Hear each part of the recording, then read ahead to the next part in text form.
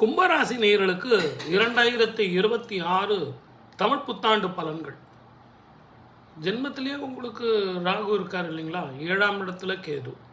குடும்பம் வாக்கு தனஸ்தானத்தில் 2ஆம் இடத்துல போய் உங்களுக்கு சனீஸ்வரர் ஜென்மத்தை விட்டு விலகினார்.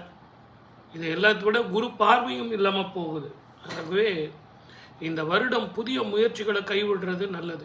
ஏற்கனவே எக்ஸிஸ்டிங் தொழிலை பார்க்கறது நல்லது. வெளிநாடோ வெளி மாநிலமோ இருந்தீங்கன்னா அங்கே இருக்கிறது நல்லது. இந்த நேரத்தில் இடம் மாறுதல் நமக்கு கிடைக்குமா அப்படின்னா ட்ரை பண்ணுறது வேஸ்ட்டு. கை கெட்டினது வாய் கெட்டாது, தேவையில்லாத குழப்பங்கள், மென்டல் ஸ்ட்ரெஸ்ஸு, டார்ச்சர் அப்படின்னு உங்களுக்கு எல்லா இடத்துலையும் இருக்கும். ஆகவே ஒன்று படிக்க போயிருந்தீங்கன்னா அதை முழுமையாக படிப்பை முடிச்சுட்டு வாங்க. இல்லை ஃபர்தராக படிக்கிறதுக்கு இன்னும் ஒரு 1 இயர் கோர்ஸ் சேர்ந்துருங்க.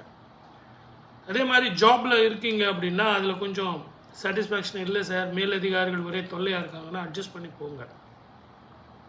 வேறு உத்தியோகம் கிடைக்கிறது கஷ்டம், அடுத்தவனுக்கு நான் ஜாமீன் கையெழுத்து போடுறேன், அடுத்தவனுக்கு நான் உதவி செய்கிறேன், அடுத்தவனுக்கு நான் அட்வைஸ் கொடுக்குறேன் அப்படிங்கிறதெல்லாம் வேண்டாம்.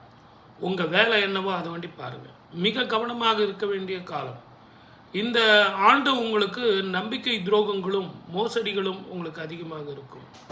கடன் கொடுத்து நான் ஏதோ ஒரு 2 ரூபா கிடைக்குமா சார், குடும்பத்துக்கு நல்லா இருக்குமா அப்படின்னா வேண்டாம். கேஷ் கொடுத்து பிஸ்னஸ் பண்ணுங்கள், அதில் வரப்பட்ட வருமானம் போதும். உடல் ஆரோக்கியத்தில் ரொம்ப கவனமாக இருக்கணும். படிக்கிற குழந்தைங்க கேர்லெஸ் மிஸ்டேக் பண்ணக்கூடாது. நாளைக்கு படிக்கிறேன், நாளைக்கு காலையில் படிக்கிறேன், நாளைக்கு மத்தியானம் படிக்கிறேன், அப்புறம் பார்த்துக்கிறேன், இன்னும் எப்போ இருக்கேன் அப்படின்னு நாளை தள்ளி போடாதீங்க. இன்றைக்கே இப்போவே இப்படியே படிக்கணும், அப்போ தான் 4 வாட்டி படித்தா தான் உங்களுக்கு மெமரி பவர் வரும் அப்படிங்கிறத மனசில் வச்சுங்க. அதே மாதிரி எக்ஸாமினேஷனில் கொஸ்டின் பேப்பரை பார்த்த உடனே ஃபங்க் ஆகாதீங்க. ஒன்றும் ஆகாது. இருந்தாலும் தேவையில்லாத மனக்குழப்பம், மென்டல் ஸ்ட்ரெஸ் இருக்கும். கணவன் மனைவி உறவில் கொஞ்சம் விட்டு கொடுத்து போங்க. நீயா நானா அப்படின்னு பண்ண வேண்டாம். தேவையில்லாத பிரச்சனைகளை வளர்த்துக்காதீங்க. அதே மாதிரி அட்வைஸ் கொடுக்குறேன் அப்படின்னு பேரில் பிள்ளைங்களுக்கு நிறைய அட்வைஸ் கொடுக்காதீங்க.